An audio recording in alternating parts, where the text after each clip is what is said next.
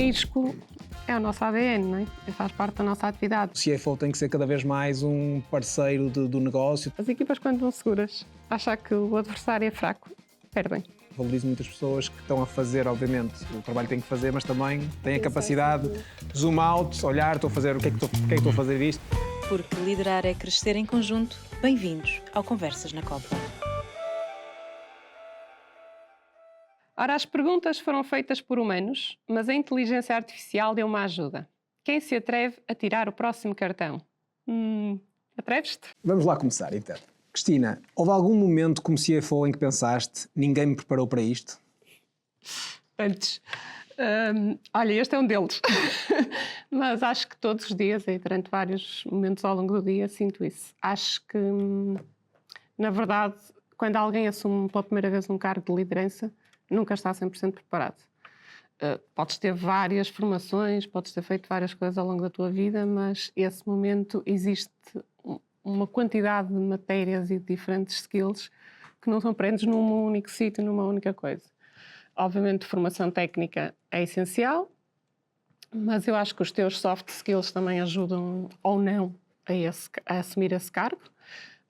Há coisas que são características naturais, têm que ser trabalhadas no sentido de serem, não digo alteradas, que isso nunca se altera, mas têm que ser geridas e controladas, outras têm que ser desenvolvidas. Eu acho que muito do que nós vivemos neste papel é muito à base da liderança, de estar com as pessoas, dedicar tempo às pessoas, e quando vens de uma posição, que eu estava responsável da M&A, que era uma posição muito mais técnica, muito mais focada no dia-a-dia, de trabalhar no Excel, etc., é uma mudança de chip muito grande.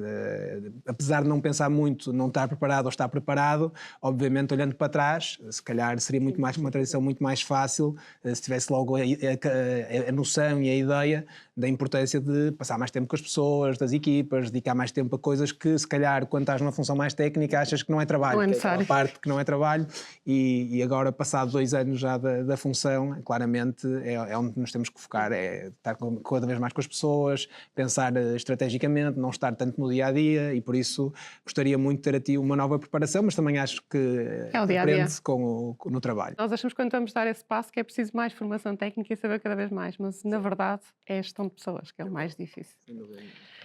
Ora bem, acho que agora vou eu atrever-me. Vamos lá. Fernando, os números têm sempre razão ou a intuição e a experiência podem contar outra história? E eu sou uma pessoa, por defeito, que está muito focada nos números. Eu acredito muito em decisões com base analítica, com base nos números, mas também acredito muito que a parte da intuição e da experiência é fundamental para nós tomarmos decisões com base nos números e decisões rápidas. Não podemos chegar a um ponto em que estamos focados nos números, queremos mais análise e esquecemos tudo o resto. Esquecemos tudo o resto. E tu vais abrir uma loja num determinado sítio e os números se calhar não estão, mas a tua experiência diz outra coisa. Acho que aí tens que tomar muito na base da intuição, da experiência, e também, obviamente, trabalhar muito com as pessoas ao nosso redor. Nós temos uma equipas super competentes, e por isso acho que este mix de trabalho com as pessoas, experiência, intuição e dados, acho que é o fundamental. Sem dúvida. Eu também, supostamente, sou uma mulher de números, e gosto sempre das coisas muito com dados estruturados, mas tem uma componente de intuição ou de avaliação subjetiva, se assim quiser chamar, mais do que intuição, que pondero bastante e que pesa muito nas minhas decisões. E, por exemplo, nós, como sabes, com o contacto que temos com os founders das empresas onde investimos, a nossa relação é muito mais humana ao início, porque as empresas são muito early e não têm grandes dados ainda, e, portanto, é muito mais do conhecimento da equipa e da relação que tu constróis com aquela equipa do que vem depois de muita da decisão. E eu sou muito uma pessoa de ler sinais, body language, como é que as pessoas atuam, a postura deles, e raramente me engano. E raramente vou de decisão depois de conhecer uma pessoa, aquele primeiro contacto, e portanto também vou muito por essa avaliação subjetiva das coisas. Mas claro que depois decisões mais económicas também têm que ter a sua estrutura. Hoje é cada vez mais um co-CEO, se assim quiser chamar, no sentido de ser muito mais estratégico, de ser sempre o braço direito. Já queres a promoção, é isso? Não quero. Cristina, uma startup é uma empresa que cresce rápido. Como é que se tomam decisões financeiras que têm que combinar a prudência com o risco inerente à inovação? Boa pergunta. Ora bem, risco É o nosso ADN, não é? Faz parte da nossa atividade. Nós investimos em capital de risco, portanto, tem que estar presente. É inevitável. Mas, quer dizer, só vale a pena assumir esse risco se conseguires compensar com outra coisa, tiveres fatores que realmente valem a pena assumi-lo, que é, desde um mercado potencial que a empresa esteja a interessar, seja de uma dimensão relevante, o facto de ter um produto distintivo que possa endereçar esse mercado de forma rápida e a equipa. A equipa que está a gerir essa startup é, nesse momento, o fator, se não o principal, é um dos principais fatores para o sucesso da empresa. E, portanto, é identificar uma equipa que seja confiável, que seja talentosa e que tenha visão. E depois a aposta é muito nessa equipa. Portanto, risco tem que existir, vai existir sempre, temos que saber viver com ele, mas mitigando com estas oportunidades que o investimento em causa nos traz. Eu acho que a nossa função enquanto CFO também tem vindo a evoluir. Eu acho que também a posição do CFO, que é quase o guardião da área financeira, o que faz sempre o contraponto a uma decisão mais arriscada, acho que tem vindo a evoluir e eu acredito muito também, e acredito que tu também, que o CFO tem que ser cada vez mais um parceiro do negócio, tem que entender muito do negócio, até porque tem que ser um enabler das decisões e não aqui um contraponto. E por isso acredito também, e acho que tu estás a dizer também tem toda a lógica. Isso. E no nosso caso ainda tem que mais. evoluir. Né? Exatamente. O CFO deixou de ser aquele responsável da área financeira como era visto antigamente e só tinha que tomar conta dessa parte. Hoje é cada vez mais um co-CEO, se assim lhe quiser chamar, no sentido de ser muito mais estratégico, de ser sempre o braço direito. Já queres a promoção, é isso? Não quero. Essa eu não quero.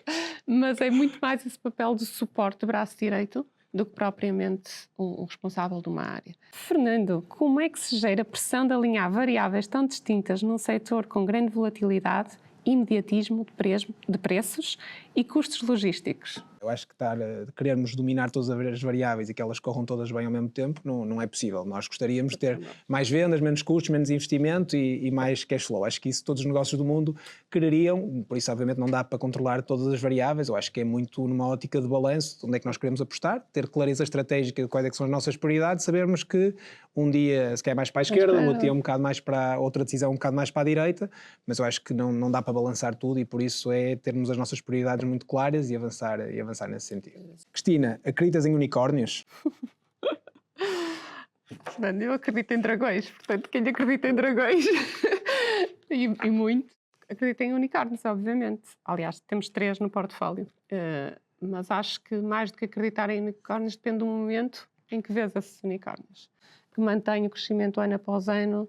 Portanto, isso sim são verdadeiros unicórnios. E Cristina, tu acreditas em unicórnios sem perspectiva de geração de cash flow positivo no futuro? Porque é sempre algo que nos deixa completamente espantados, como é que vemos valorizações de empresas que geram cash flow negativo atrás de anos. E esses foram os casos em que hoje em dia não passam dos cavalinhos de madeira, como eu digo, porque são empresas que só queimaram para crescer. O queimar para crescer sem uma luz ao fundo do túnel, pelo menos um caminho para chegar a essa rentabilidade, não vão dar a lado nenhum. Mais cedo ou mais tarde acabam por eclodir. Eu acho que o que eu estava a dizer dos unicórnios que nós temos são empresas que algumas ainda não estão a gerar dinheiro, outras já estão, e bem. Aquelas que não estão no caminho para. E num caminho muito óbvio, porque têm margens muito atrativas e, portanto, estão ainda numa fase de crescimento em que ainda é necessário investir, mas tu já vês um plano sólido para chegar à rentabilidade. É boa, até para mim. Fernando, se o Excel desaparecesse amanhã, achas que sobreviverias a esse apocalipse financeiro? Não sei se seria um apocalipse financeiro, seria seguramente uma grande adaptação de muitas pessoas, e nomeadamente na área financeira. Eu acho que as decisões financeiras têm obviamente uma base muito analítica e por isso acredito que o desaparecimento do Excel não seria fácil de colmatar. Dito isto também, já vivemos no passado sem Excel e cada vez mais também as decisões não são só analíticas, têm uma componente também muito de intuição, de experiência, de vivência, de discussão entre as equipas e por isso acredito que depois de um período de forte adaptação, seguramente conseguiríamos sobreviver sem o Excel, com manuscritos, com status, com o que for preciso, mas conseguiríamos seguramente. E tu, achas que conseguíamos? Eu acho que tinha que fazer terapia, mas consegui. Boa. Estamos à espera que a Bright Pixel encontre o novo Excel. O novo Excel. Cristina, é mais difícil dizer sim a um risco ou não a uma oportunidade? Eu acho que se me fizesse essa pergunta aqui há uns tempos atrás, eu ia dizer, é mais difícil dizer que sim ao risco. Hoje em dia, estou a tentar treinar o meu mindset e alterá-lo no âmbito da atividade que praticamos e dou por mim já em alguns comitês de investimento onde participo a ter mais medo de dizer que não à oportunidade que estamos a analisar do que o contrário. Assim, eu também pelo meu passado muito de fusões e aquisições, eu gosto do risco. Obviamente custa-me mais nesse sentido dizer não a uma boa oportunidade. É um bocadinho se calhar fora do que seria expectável, mas a mim, obviamente com os riscos controlados, bem identificados, mas termos aqui oportunidades, eu gosto muito de me focar em novas oportunidades de crescimento, iniciativas estratégicas, obviamente sem descurar a parte da estabilização, da gestão de risco, etc. Isso é absolutamente crucial, mas acreditando que isso está num nível aceitável, gosto muito de olhar para novas oportunidades, o que é que pode levar a maior crescimento da empresa, o que é que podemos levar a maiores eficiências, etc. E por isso, esse desafio a mim deixa-me particularmente contente e é o que me Já alimenta. E por isso já deste frutos com isso no grupo. Gosto muito da oportunidade. As aquisições são provavelmente as decisões mais difíceis porque têm um nível de risco e uma dificuldade em tu mapeares os riscos e também os retornos e o potencial de adicionar valor maior. Cristina, quando é que jogar pelo seguro já não é seguro? Se tu tens uma solidez financeira muito significativa, tens até dinheiro a mais, estás seguro, vais arriscar muito mais. Se calhar vais arriscar sem grande estrutura, sem pensar, sem grande seleção. Quando investimos nas nossas empresas, investimos o que é necessário para elas executarem o plano que estão a propor, não mais do que isso, porque senão vão-se perder, vão fazer não sei quantas avenidas de crescimento e não vão estar focadas numa e não vão alavancar aí. Portanto, acho que qualquer decisão carece de alguma pressão, de alguma contenção e, portanto, quando tu vais jogar, te sentes seguro, isso é para qualquer coisa, mesmo no desporto. As equipas, quando vão seguras, achar que o adversário é fraco, perdem. Fernando, podes partilhar uma decisão financeira que tenha sido difícil de tomar? Do ponto de vista de decisões assim mais difíceis desde que eu estou na MC, eu diria que se calhar as aquisições são provavelmente as decisões mais difíceis porque têm um nível de risco e uma dificuldade em tu mapeares os riscos e também os retornos e o potencial de adicionar valor maior. E acho que também essas mais difíceis são as que nos dá mais gosto de tomar e por isso eu diria que tudo que seja relacionado com aquisições num negócio mais maduro como a MC são decisões difíceis, mas também as mais importantes também. Para particularizar um que tenha sido difícil para mim, não foi uma decisão tomada, obviamente, sozinha, mas até foi uma venda. Mas por motivos diferentes, não pelos económicos, porque ia ser uma boa venda com um retorno muito bom, mas porque isso ia ter impacto nas equipas com quem eu trabalhava na altura. Portanto, era uma empresa com uma dimensão significativa, para a qual a minha equipa prestava bastantes serviços e, portanto, eu sabia que aquela venda ia ter um impacto grande nas minhas pessoas. E, portanto, isso foi difícil para mim, foi desgastante ao longo de algum tempo a ansiedade do que é que vai ser desta equipa, mas felizmente acho que conseguimos um final feliz para todos, sem qualquer dor, e acho que acabou tudo muito bem e foi um negócio excelente, portanto acho que foi muito bom. Cristina, qual é o maior desafio do negócio que lideras? Tantos, mas neste momento é investir num mundo que está num turbilhão e, portanto, a nossa atividade funciona de confiança, com base de confiança em todo o mundo e em todos os investidores e, neste momento, a situação geopolítica não o permite. E isto vai, obviamente, limitando a capacidade de haver novos investimentos, porque não havendo confiança também não há vendas, não há liquidez suficiente libertada para novos investimentos. Hoje levantar fundos é um drama, IPOs existem muito poucos e, portanto, é este o maior desafio que nós enfrentamos. E depois, claro, tem um desafio que é muito positivo, que é a evolução tecnológica. Portanto, a velocidade a que hoje em dia temos novas soluções no mercado, isto para nós potencia, obviamente, o investimento. O grande desafio é nós continuarmos focados na nossa estratégia e reforçar aqui a nossa proposta de valor e manter este momento positivo da empresa. Isso, obviamente, só se consegue através de uma clareza muito forte estratégica e também com as equipas focadas nessa clareza e também com as equipas motivadas, que obviamente nós temos uma empresa com muitos milhares de pessoas e termos as pessoas são o nosso ativo mais importante, obviamente, e é isso que faz a diferença, e no retalho também com muita ligação no dia-a-dia com os clientes, e por isso é muito garantir que temos aqui a estratégia certa e que temos a estratégia certa entregue pelas pessoas certas e pelas pessoas que nós acarinhamos. Acho que é muito esse o desafio que nós temos, quer do ponto de vista estratégico, quer do ponto de vista de pessoas. Fernando, quando é que deves delegar e quando não deves delegar? O grande desafio é como delegar e ao mesmo tempo sabendo também que a boa delegação é provavelmente a coisa mais importante que tu consegues fazer, porque a única maneira de nós conseguirmos ter as pessoas motivadas, fazer com que as pessoas cresçam é dar-lhes autonomia, dar-lhes exposição e largar um bocadinho as pessoas aos lobos para, mesmo que não estiverem preparadas, terem que aprender e conseguirem se desafiar, saírem da sua zona de conforto. O delegar é confiar na pessoa que está apta a fazer ou está quase apta ou consegue fazer o caminho para tomar essa decisão, mas não é dizer, olha, essa pessoa agora vai ser o dono da decisão e eu não tenho qualquer ONU sobre isso. Não, obviamente que eu ao delegar, o último responsável sobre essa decisão sou eu, se houver um erro a culpa é minha, não há, isso nem está em questão, nunca farei de outra maneira, mas delegar é fundamental e ter essa confiança de delegar, em dúvida de tentar delegar. Cristina, o que procuras numa equipa? Acho que, acima de tudo, procuro pessoas que sejam confiáveis. Portanto, acho que a confiança nas pessoas é o essencial para depois se criar realmente uma equipa. O que é confiança para ti? Confiança é tu conheceres a pessoa, é saberes o que é motiva, o que é a desmotiva, quais são os triggers dela, saberes quais são os limites dela e, a partir daí, saberes que ela vai também assumir as suas responsabilidades e que vão se coordenar entre as pessoas. Acho que isso é confiança, não precisa de ser uma pessoa que é igual a ti. Isso não é ter confiança em ninguém. Eu acho que dava só aí uma nota também de uma coisa que eu acredito muito, que é, eu valorizo muito as pessoas com atitude, isto é, com vontade de aprender, vontade de fazer coisas diferentes.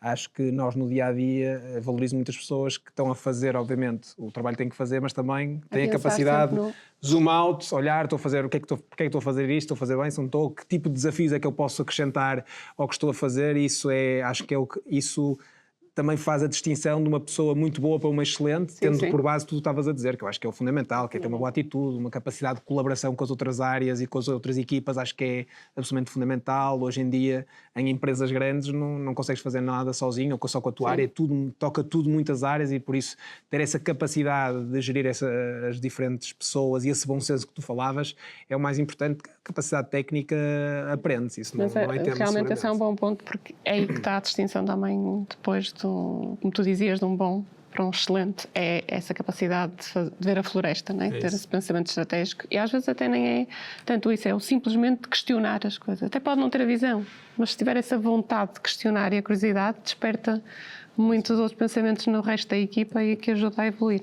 Fernando, como é que aprendeste a lidar com o erro e como olhas hoje para essa aprendizagem? Eu joguei futebol, aliás, futsal, porque eu era guarda-redes, em altura o futebol não chegava à trave, mas joguei futsal muitos anos e fui subindo divisões com uma equipa que nós criamos entre amigos e eu acho que aí foi onde eu aprendi realmente sobre o erro. Era guarda-redes, os guarda-redes têm sempre uma responsabilidade adicional porque falhar é normalmente cometer um grande erro e prejudicar a equipa, por isso é uma responsabilidade grande e acho que aí aprendi muito sobre o que é o erro e sobre o cometer o erro.